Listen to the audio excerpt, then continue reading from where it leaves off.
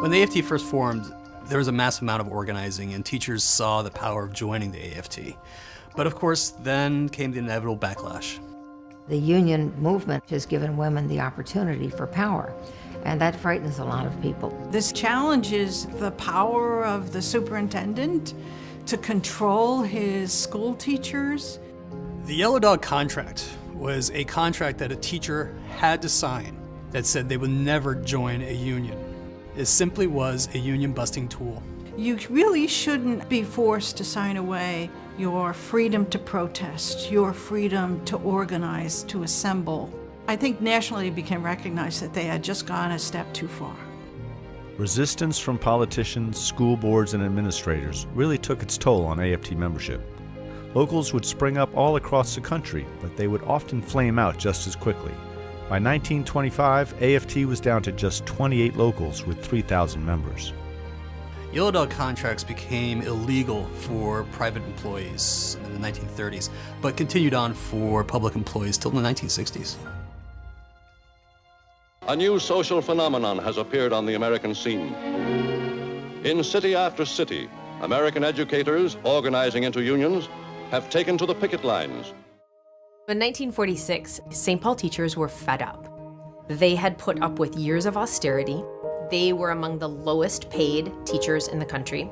Our school conditions were poor. For example, some teachers were teaching in boiler rooms, and children were required to buy their own textbooks, which, as you can imagine, meant that many of them went without unless teachers were able to buy them themselves. They struck in a situation where there was no democratically elected school board.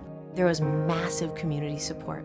Teachers and community members and students and parents picketing together. The teachers got agreements that students would not be in overcrowded classrooms anymore. Longer term, those St. Paul teachers were able to wrestle control away from the mayor and were able to institute within the decade a democratically elected school board. The Republican-controlled Congress takes the helm in the House. In 1946, newly elected Republicans start chipping away at the New Deal. They passed the Anti-Union Taft-Hartley Act. And while there were only a few teacher strikes, the public was shocked to see teachers carrying picket signs. Many states passed no-strike legislation for public employees, most of which remain in place today. It was illegal virtually everywhere for teachers to go on strike. They're barred from using the primary source of leverage that all labor unions have, which is the ability to withhold their labor.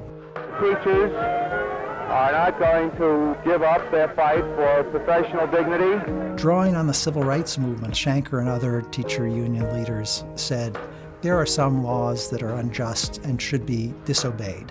We'll go to jail if we have to. Starting in the 60s, with teachers creating unions that really could do something, blaming the teachers was an easy escape for those people who really didn't want to fund education. A decline in education in our schools. Misrepresenting the Nation at Risk report, Ronald Reagan created a narrative of failing schools to justify right-wing think tank ideas like high-stakes tests, school vouchers, and federal education budget cuts. Let's fix the schools for all the children you've got. With ed reform, we have to go back to a nation at risk. The original error, which was to say that our schools are failing and we're losing the international competition. We now know that it was wrong, and yet we today hear the echo from a nation at risk. Our teachers are going to have to do more, do it better, do it harder. In the last 2 decades, we've seen the kind of education reform emerging, taking a combative approach to teachers and their union, placing all the blame on teachers, undermining their collective voice, and taking parent and community voice away as well, essentially taking the public out of public education. It's money, control, power, and hubris. Their opinion is more important than anybody else's.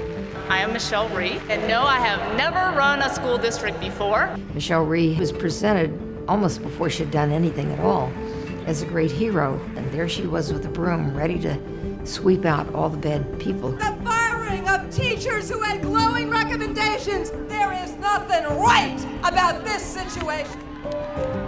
She took high-stakes test scores and used them as a weapon to control, silence, and fire teachers, which she did with relish. I'm terminating your principalship now.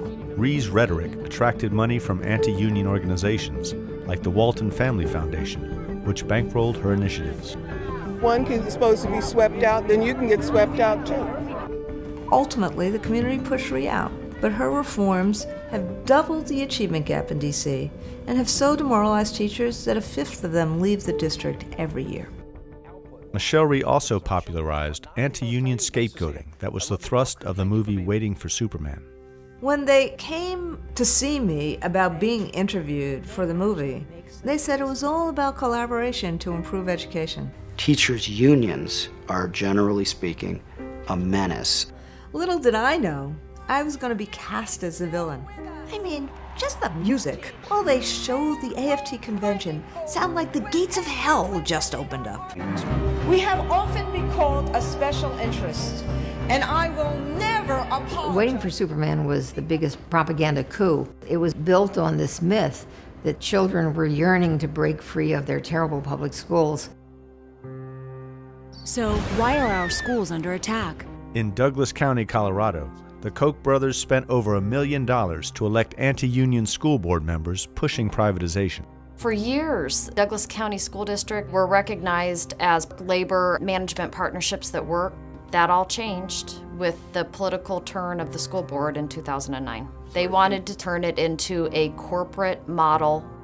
The school board first severed from the union as the bargaining representative. Sit down, Ms. Barnard, we're not. Then effectively eliminated teacher and community voice at board meetings, even removing media. Break down the equipment. If a subject has to leave, refusing to do so. The loss of the teacher's voice and the fear tactics that are used to silence teachers are really impacting the morale on a day-to-day basis. It's more of an agenda than it is to help kids in education. You quoted the right Friedman, we're a Milton variety.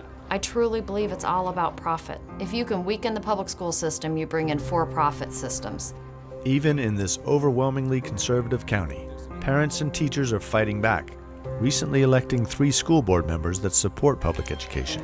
They are moving their agenda across this country, and it's going to demand that teachers organize with parents and create a movement around public education. When we let wealthy special interests make decisions for us, we lose. While the right-wing funded Friedrichs case was narrowly defeated with a tied Supreme Court, similar challenges are in the works. It's all to weaken unions so that our voices are silenced. We will continue to keep the union solidarity and fight alive. It's, I think, a testament to the strength of teachers' unions that they have a bullseye on their back. Any chance we'll ever get to be a completely red state and work on these unions? Oh, yeah. And become a right to work? Well, in fact, the what big can thing we do to help you? Well, we're going to start in a couple weeks with our budget adjustment bill. The first step is we're going to deal with collective bargaining for all public employee unions, right? Because you divide and conquer.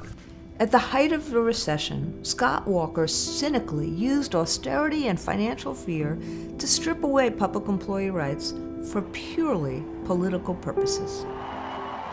And there was a huge uprising of like I've never seen. It just snowballed and it turned into the most amazing occupation you would ever see. Walking through the Capitol, seeing our members from higher ed, healthcare, K-12, public employee divisions, they really showed the incredible activism and passion of our members. Young grad students who organized to keep open the public comment process, delaying the legislation's passage. It was truly inspirational.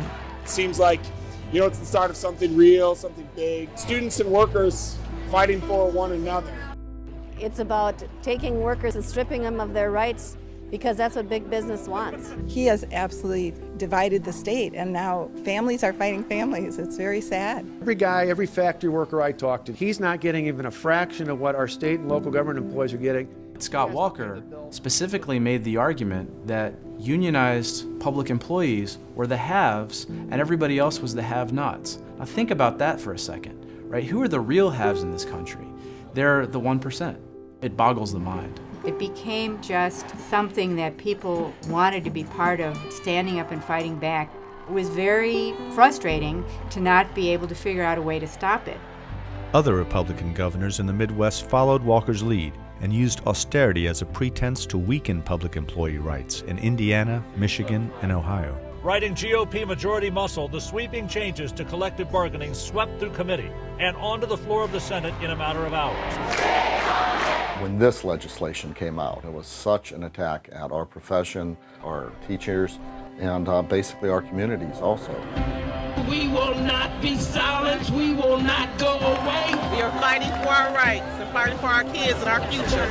We immediately put together this mobilization plan, collecting signatures to repeal Senate Bill 5. The day we delivered the 1.3 million signatures to the Secretary of State was one of my proudest moments as a union member. Now is the time to take it home in the next 10 days. Door-to-door canvassing provides an opportunity to meet neighbors, to meet community members. To explain what this issue is about, what it means to you personally and what it means to your community, and what it means for our kids. Have you made it out to the polls? We have the support out there, but we need the people to cast the vote. The polls don't win it for us, the votes do. Today, in an historic vote, Ohioans have vetoed Senate Bill 5. And it means the world to be standing here today knowing that 9 months of hard work have paid off. We are Ohio, and we are going to stand up for our workers.